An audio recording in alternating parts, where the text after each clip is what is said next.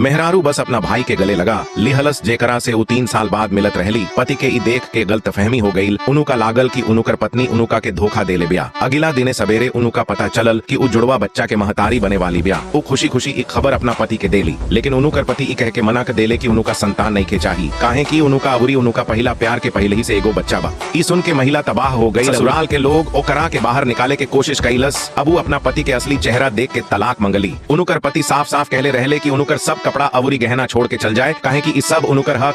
मेहरारू आपन पर्स आ झुमका जमीन पर फेंक देहलस। उहो आपन कपड़ा जूता उतार देहलस। आदमी के पहला मेहरारू कहलस कि मर्द अपना मेहरारू के कितना बढ़िया होला। सेना कहलस कि माई बहन ही चुनले बाड़ी है, सबके कवनो मोल नहीं खे। फिर उनुकर हाथ पकड़ के कहले हम तोहरा के एकरा से बढ़िया उपहार देव। पहला प्यार के नजर अंगूठी पर पड़ल तो कहली कि ऊ हमरा के छोड़ देले बाड़े, हमरा ये अंगूठी नहीं खे चाहिए। मेहरारू नया अंगूठी लेके जमीन पर फेंक देहलस। वो आदमी कहलस कि ओकरा से ब्याह कईल हमार सबसे बड़ गलती रहे। उनकर भाई अपना लोग के साथे वहाँ पहुंचत रहले। देखलस कि वो अभियों अपना याद में ओह औरत की ओर देखत रहले। अब उनकर पहला प्यार बीमार होके के नाटक कैलस। वो हमरा से कहली चक्कर आ रहल बा मलिकार। वो नौकरन से कहले कि डॉक्टर साहब के बुलावे। हालांकि उनकर पहला प्यार उनका लइकन के माए बने वाला रहे, लेकिन सास कहली कि हमार बेटा आ उनकर पहला प्यार एक दूसरा खातिर बनल बा, तू जल्दी से जल्दी यहाँ से जा। नंद कहले तू हमनी के दुनिया के ना हुआ, हमनी के बीच में ना रह सकेल। मेहरारू के इतना घाव सहला के बाद चक्कर आवे लागल। तब ओकर भाई वहाँ रहे आ ओकर ख्याल रख ले। ओकरा के लेके ओहिजा से दूर चल गईल। आदमी पीछे भाग के देखलस, गाड़ी के नंबर प्लेट 99999 रहे। वो अपना सहायक से ई नंबर खोजे के कहले, लेकिन गाड़ी के नंबर गुप्त रहे और कुछ वो पता न चलल। नंदा उनकर पहला प्रेम सोशल की उनका कवनो अमीर प्रेमी मिल गई हुई, यही से इतना जल्दी तलाक होत रहे। लेकिन उ लोग के इ ना मालूम रहे कि उ लड़की दुनिया के सबसे अमीर पिता के बेटी है। उनकर बाबूजी ई जान के बहुत दुखी रहले कि उनकर बेटी इतना साल से कष्ट उठावत बिया आ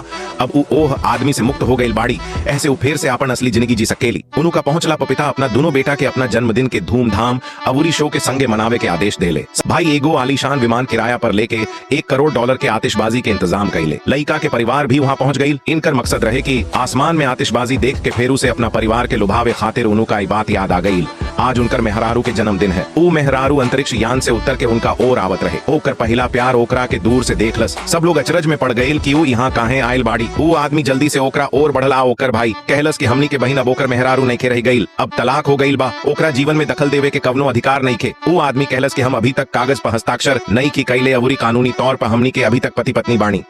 हमरा के धोखा देले बाड़ू, हमरा पत्नी के छोड़ के। एगो आदमी के पहला प्यार कहलस कि अगर रुआ नया प्रेमी चाही त रुआ ओकरा के ध्यान से चुने के चाही, हम दोनों के चुनले बाणी, समाज में न देखनी। भैया हंस के कहलस कि तोहरा हिम्मत तक नहीं खे कि हमनी के चक्कर में आवे के। पहला प्यार के घमंड के चकनाचूर कर दिहलस। ओकर कंपनी भाई से सौदा रद्द कर देलस। उनकर पहला प्यार मुस्कुरैले या कहलस जमाए ग्रुप के CEO हुआ का। ठीक अगला पल सुरक्षा कर्मी आके कहलस गुड